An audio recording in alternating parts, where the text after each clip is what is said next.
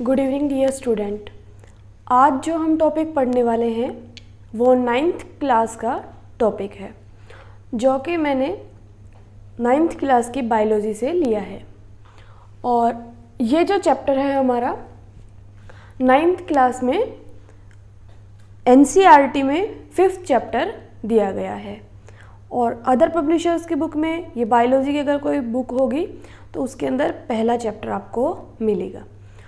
तो ये जो चैप्टर है इसका नाम है the fundamental unit of life. तो इस चैप्टर के बारे में आज हम पढ़ने वाले हैं और स्पेसिफिकली इसके इंट्रोडक्शन के बारे में आज हम जानेंगे कि फंडामेंटल यूनिट ऑफ लाइफ का क्या इंट्रोडक्शन रहेगा। तो यहाँ पे इसका जो नाम है कि the fundamental unit of life जो है, इसका मतलब क्या है कि हमारी लाइफ की जो एक बेसिक यूनिट मतलब बेसिक इकाई हम इसको कह सकते हैं। तो इसके बारे में आज हमने जानकारी लेनी है कि कौन जो है हमारी लाइफ की फंडामेंटल यूनिट है। तो इसके इंट्रोडक्शन में जानेंगे कि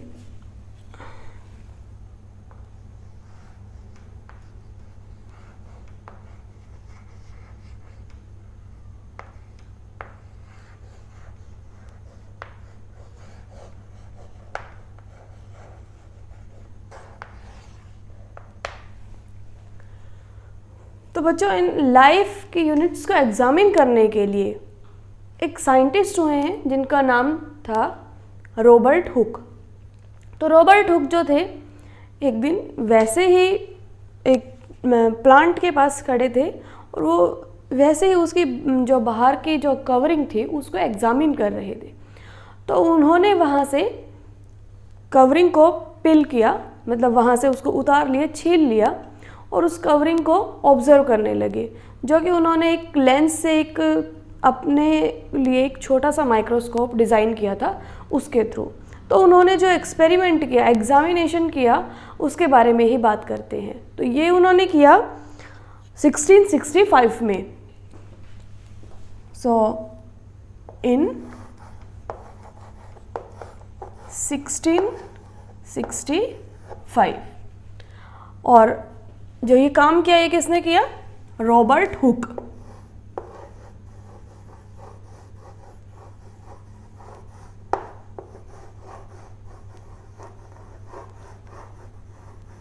रॉबर्ट हुक ने एग्जामिन किया किसको लेके?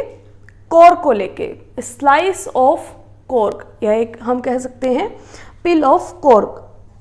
तो उन्होंने एग्जामिन किया थिन स्लाइस लेके, जैसे मेरे पास एक ये मैंने किसी प्लांट से इसको उतारा है, तो इस तरह से ही उन्होंने उसको उतारा। और भी है मेरे पास, ये जो है ये कॉर्क है जो कि एक प्लांट से उन्होंने उतारा है। आप भी इस तरह से उतार सकते हैं किसी भी प्लांट से, जैसे मैंने ये नीम से लिया है, इस तरह से आप भी किसी भी प्लांट से जाके इसको उतार सकते हैं।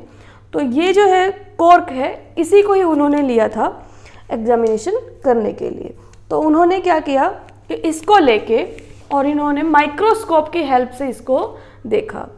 तो कुछ कंपार्टमेंट टाइप स्ट्रक्चर्स उनको दिखाई दिए, लिटिल कंपार्टमेंट टाइप, मतलब छोटे छोटे हिस्से उसके अंदर उनको दिखाई दिए।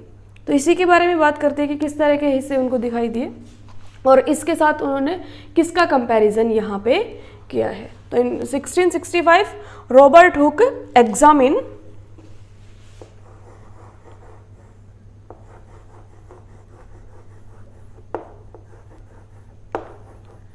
a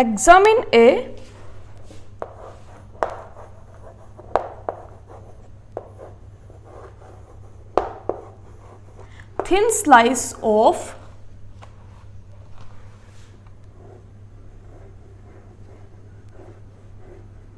cork.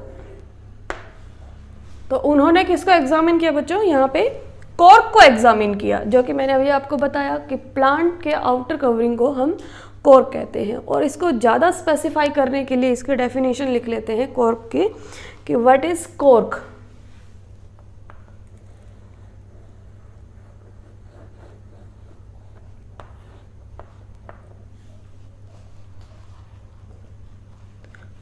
Cork is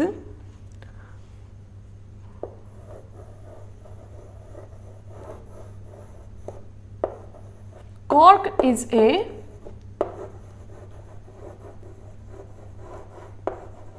substance which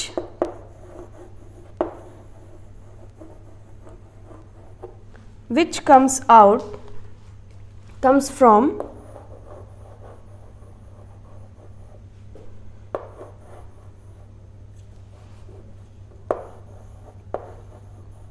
bark of a tree।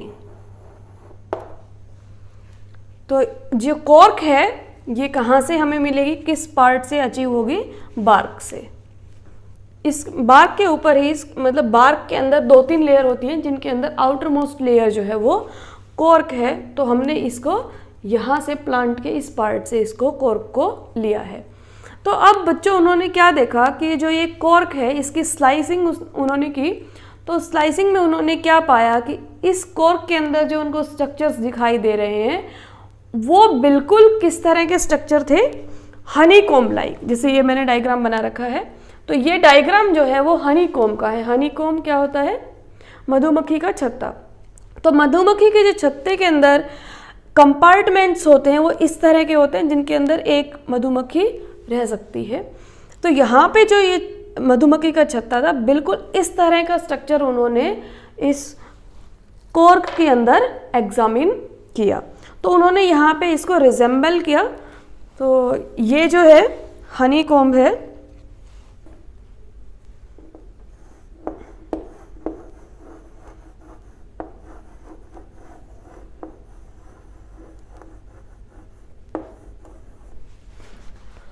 Honeycomb के साथ इन्होंने रिजेंबल किया है किसको, कॉर्क स्लाइस के अंदर जो स्ट्रक्चर्स उन्होंने देखे। सो उनके रिजेंबलेंस हम शो करते हैं यहाँ पे कि कॉर्क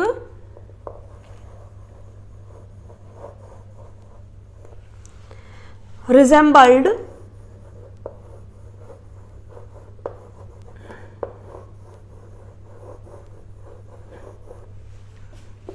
the structure of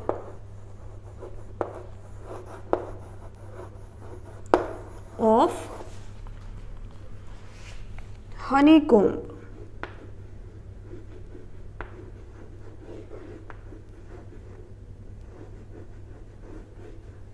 सो आपसे ये क्वेश्चन पूछा जा सकता है 1 मार्क क्वेश्चंस के अंदर, और किसी एग्ज़ाम में भी पूछा जा सकता है कि जो रॉबर्ट हुक ने एग्जामिन किया था कॉर्क के अंदर जो स्ट्रक्चर वो किसके साथ मिलते थे। तो वो स्ट्रक्चर जो है बच्चों हनीकॉम्ब के साथ मिलते थे। और ये एग्जामिनेशन, ये एक्सपेरिमेंट उन्होंने कब किया था, 1665 में। तो पहली जो कॉर्क थी वो डेड सेल्स थी, और पहला जो सेल्स को ढूंढने का जो एक्सपेरिमेंट किया था वो रॉबर्ट हुक ने किया था 1665 में। अब उन्होंने इसको एक, मैंने अभी नाम बोला सेल, वो सेल नाम इन्होंने क्यों दिया इनको। सो सेल का मतलब क्या होता है उसके बारे में जानते हैं। सेल जो है लैटिन लैंग्वेज का वर्ड है। लैटिन का मतलब क्या है कि पहले टाइम में जो लैटिन लैंग्वेज थी वही यूज़ की जाती थी। तो लैटिन के ही वर्ड्स जो है वो यूज़ किए जाते हैं। साइंस में ज़्यादातर लैटिनाइज वर्ड्स ही यूज़ होते हैं।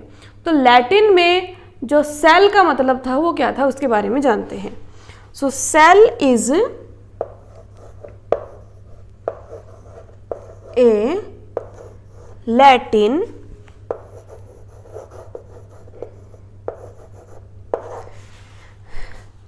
word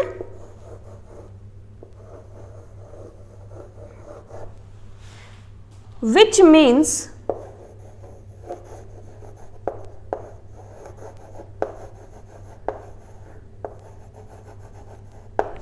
इसका मतलब क्या था, लिटिल रूम्स।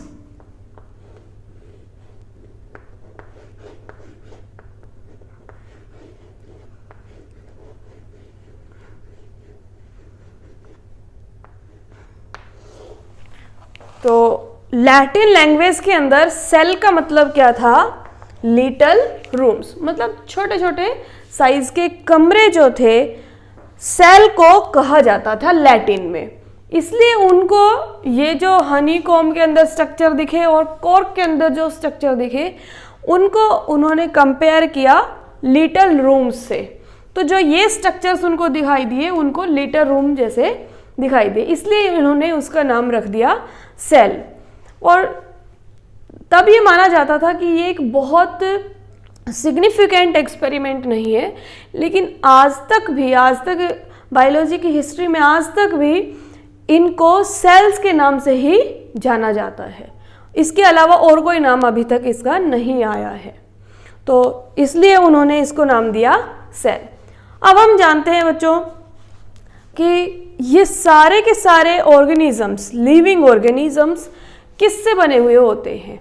इसका मतलब क्या है? यहाँ पे वर्ड यूज हुआ है लिविंग और ऑर्गेनिज्म। ऑर्गेनिज्म का मतलब जो है वो जितने भी इस अर्थ के ऊपर लिविंग बींग्स हैं, उन सबको हम ऑर्गेनिज्म कह सकते हैं। और लिविंग का मतलब जितने भी जीवित चीज़ें हैं। अगर इसके बारे में बायोलॉजिकली जाएंगे कि व्हाट इज़ लिविंग, तो वो बहुत एक बड़ा सा टॉपिक है।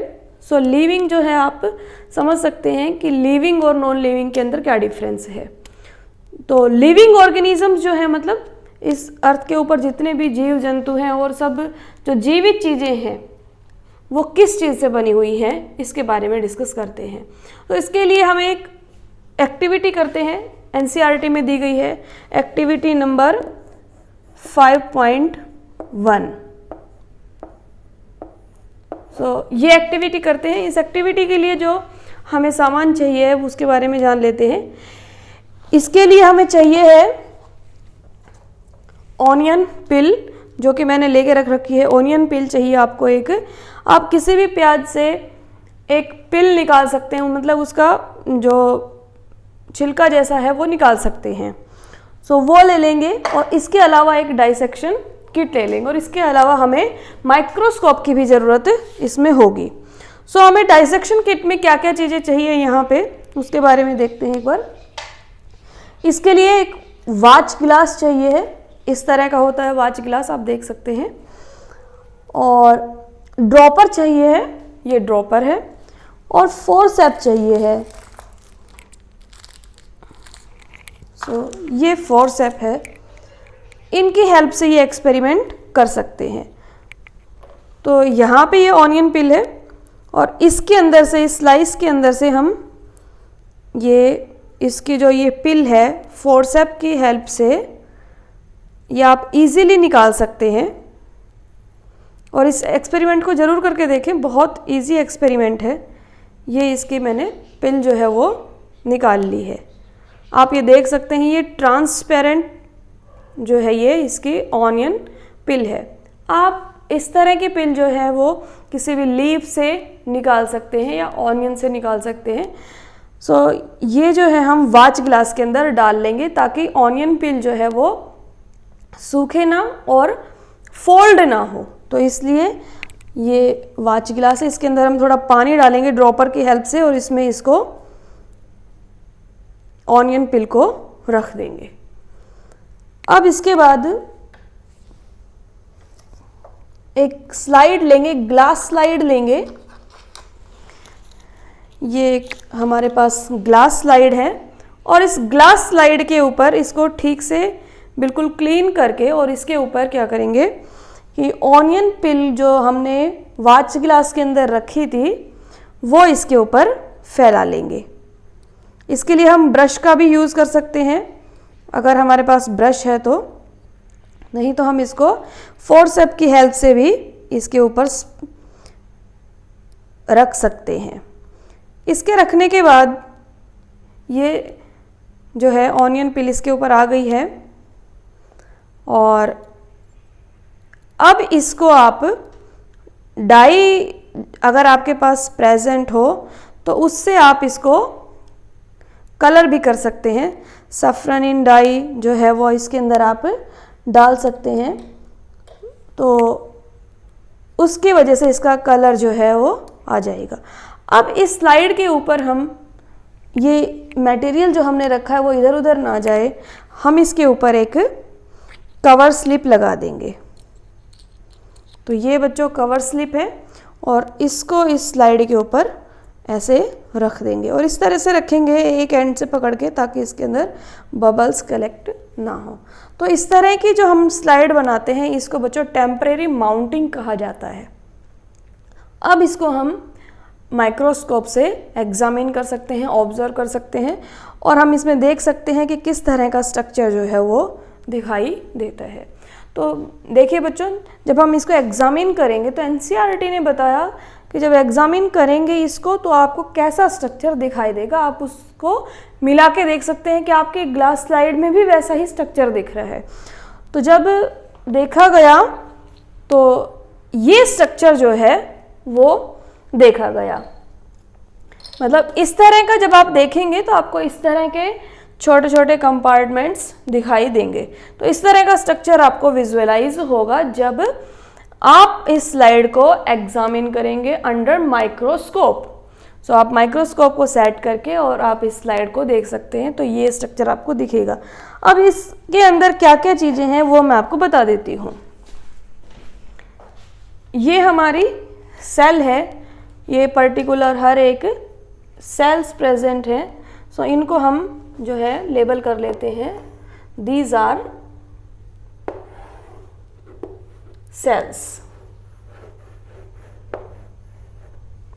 और हर एक सेल के पास अपना एक न्यूक्लियस होता है। सो ये जो मैंने पिंक कलर से शो किए हैं ये इसके न्यूक्लियस हैं।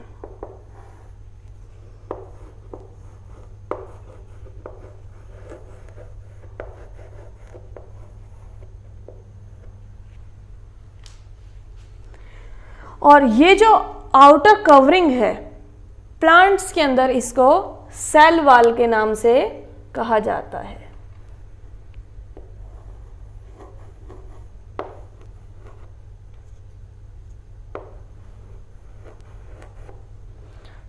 ये आउटर मोस्ट जो है वो सेल वॉल है, ये न्यूक्लियस है और ये पूरी की पूरी एक सेल है जो हमने यहाँ पे बना रखी है। तो अब इस स्ट्रक्चर को हम इस हनीकॉम्ब से मिला के देख सकते हैं कि जिस तरह का हेक्सागोनल स्ट्रक्चर यहाँ पे बनाया हुआ है एक कंपार्टमेंट का, उसी तरह का जो है हमारी सेल जो है आपको विजुअलाइज हो रही है। और जब बच्चों आप अपनी खुद की स्लाइड से आप देखेंगे तो बिल्कुल इसी तरह का ही स्ट्रक्चर जो है आपको बिल्कुल साफ साफ दिखाई देगा। अगर आप उसके अंदर जैसा भी कलर करेंगे तो वैसा ही कलर आपको दिखाई देगा, जैसे पर्पल कलर दिखता है, पिंक कलर दिखता है और सेफ्रॉन कलर भी इसके अंदर डाइज होती है उनके अंदर दिखाई देता है। या अगर आप कलर नहीं करेंगे तो भी आपको दिख जाएगा और वो आपको ट्रांसपेरेंट दिखेगा। अब आप खुद एक्सपेरिमेंट इसको कर सकते हैं ऑनियन पिल के साथ भी और किसी प्लांट के लीफ के पिल के साथ भी आप इस एक्सपेरिमेंट को कर सकते हैं। आगे का जो इसके अंदर टॉपिक दिया हुआ है फर्दर इस टॉपिक को कि what are living organism made up of, ये हम नेक्स्ट लेक्चर के अंदर पढ़ेंगे। Thank you.